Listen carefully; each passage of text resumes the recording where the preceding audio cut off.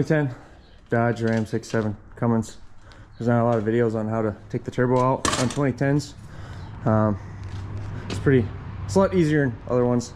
I'm gonna try to make this simple and less talking as possible.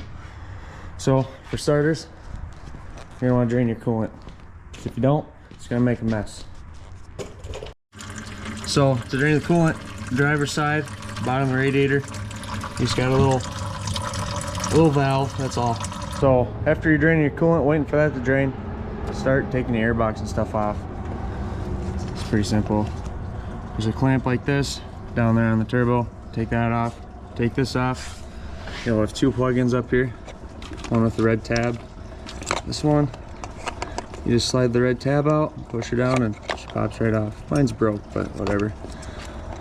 Then you got another one. Then you have one 13mm bolt up here, and that's it. So the next step after you do all that, I'm gonna pull my tire off and pull the inner fender well out, so you can really, you have all kinds of access. Some guys will just sit here and do it from the top, but no, I'm not about to do that. Way easier by taking the tire off and the inner fender. So to take your inner fender out, you have a handful of 8mm screws. Some here. There's one up in there, and also up there. Mine's missing some because I've had this inner fender out quite a few times. You're supposed to have a couple push tabs, but kind of like this one here. Like I said, mine has been out multiple times, so some of the hardware is not there. So I'll pull all those out. Be right back. We're gonna have to get this intercooler pipe off. So that's easier done up top. You get that off, get that out of your way. Then we'll move to getting the turbo actuator out of our way. I'll show you here in a minute. Okay, so after you get your turbo actuator out of the way, you're also gonna have another sensor down in here for the turbo speed sensor. Just unplug that, just a simple clip. Then you gotta disconnect your exhaust. So pretty simple, just 11mm on this band clamp here, and should pop right off. Some of the trucks have a hanger underneath that you have to unbolt from the bell housing. It's just two 15mm bolts, and it pops off. That allows your exhaust to drop down, so then you're able to drop the turbo down and slide it out. So now after you get all that done,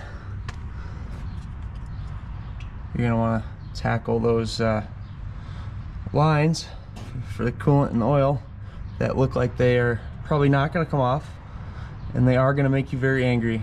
So I'm just going to shut the camera off for this part, but I'll record what I do, as I go here. So okay, so I got all the lines off. I'll show you what I did here.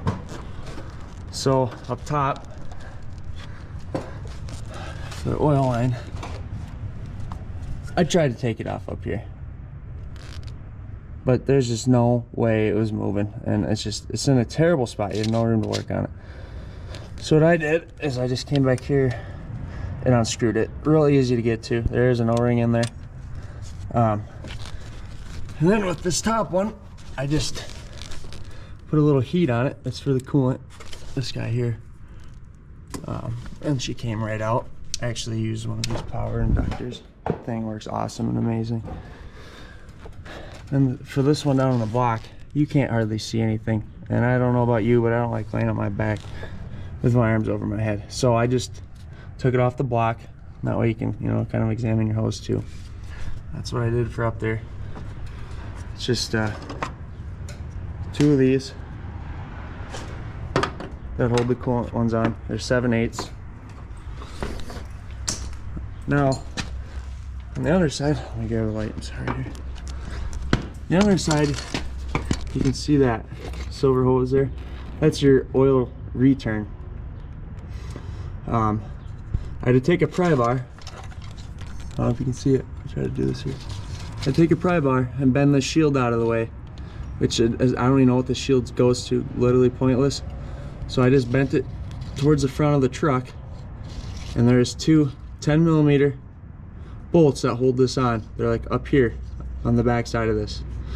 I just used a long extension and a 10mm socket.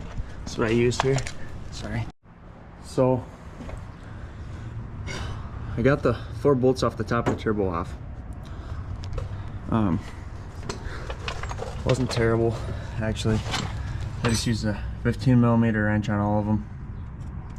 Once you get them crack free, they screw right off by hand. So then I went to drop the turbo out, but I couldn't because this coolant line, the one that goes on the block right there, ends up hitting down here. So you do end up having to take this off, I guess. And let me tell you, it's miserable. Literally so miserable to take this off because you can't get a socket on there.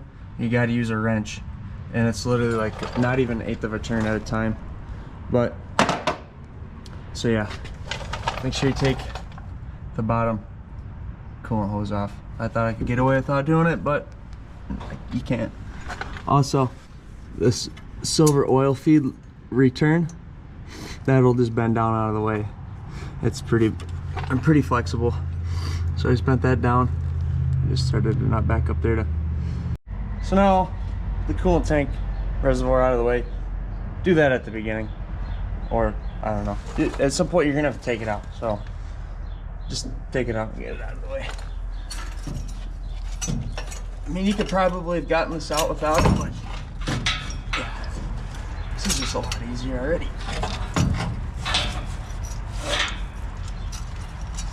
And again, this is the first time I've done this. I'm just trying to share my experience with it. Okay. Got a wire. A lot of guys say take all your sensors and stuff off before, but like I said, there's not much room to be taking these off. So here's the old one. Here's the new turbo. Same exact turbo. This one's just a brand new reman, whatever. You're gonna have some fittings that you're gonna have to swap over from your old one to the new one, unless you bought fittings. Which honestly, I should have done that, but again, I've never done this, so. And like I said, there's really no good videos on a 2010. I mean, granted, it's all, you know, roughly the same, but you know, every one of them has a different step. But here's a, that wasn't very tight. There's an 8mm screw that holds your turbo speed sensor in, and I just replaced this because, like I said, this turbo was giving me a lot of codes. I was getting a lot of turbo codes and all that, so I thought maybe it was a sensor. Then I thought it was maybe the actuator, but the turbo just needs to be cleaned. And yeah, like you can see all the soot and stuff on here. You don't want that. I don't know if I'd brake clean the sensor off, but I definitely wipe it off.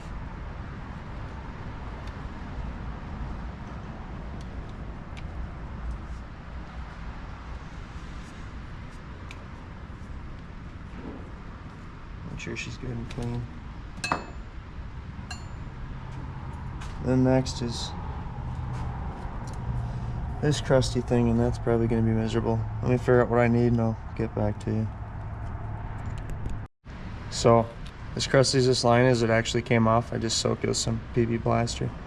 I did order new lines for it, like now, so I'll get them at some point. These are, like I said, right on top, really easy to change. So once the new ones come here, I'll swap them out. But for today, just to get it back together, I'm going to reuse them. Just clean them up really good. Get all the gunk out of it. It was a 3/4 and a 13/16 to take these apart.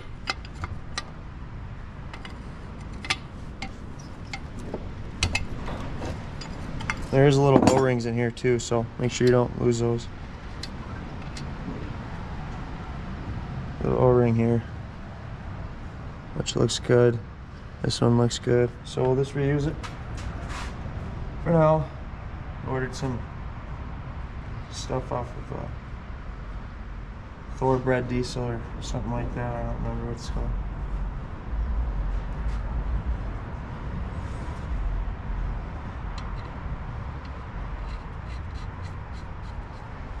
And now since that line came off, I'm just gonna leave it off until I can get it, you know, on the truck.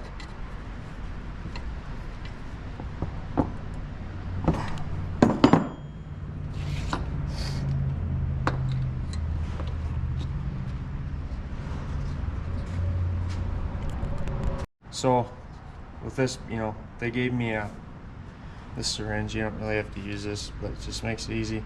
But basically, you want to inject, I don't know, like 60 milliliters, they say. Again, it don't matter as long as you're putting some kind of oil in it, but you got to put it down the oil feed line. And just go slow and spin the turbo over while you're putting it in. Just gets everything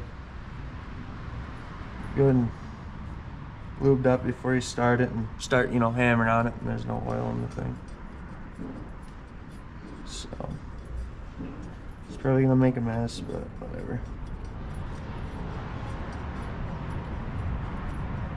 The syringe really sucks too, by the way. I mean, I don't really think it's supposed to come back up at the top, but it's alright.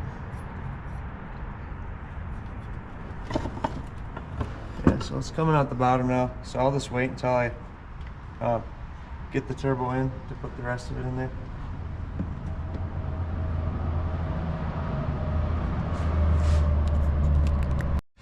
So I forgot to start recording. Basically, I lifted it in there, set the gasket on, held it up, and then I stuck a pry bar and the turbo to help hold it up, because let me tell you, it would be nice to have another person.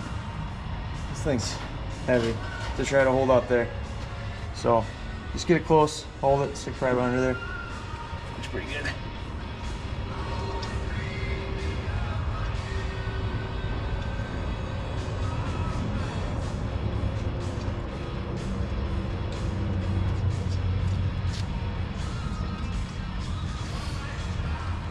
And then basically just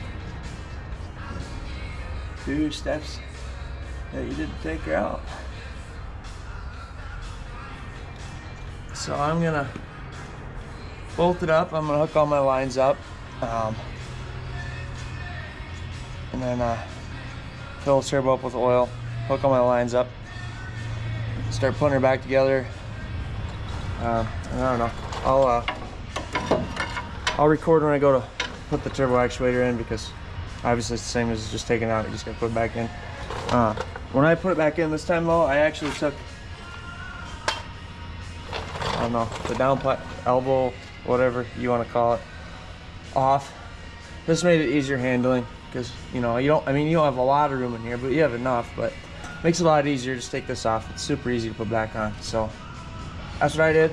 Like I said, I'll record here after a little while after I get some stuff put back together.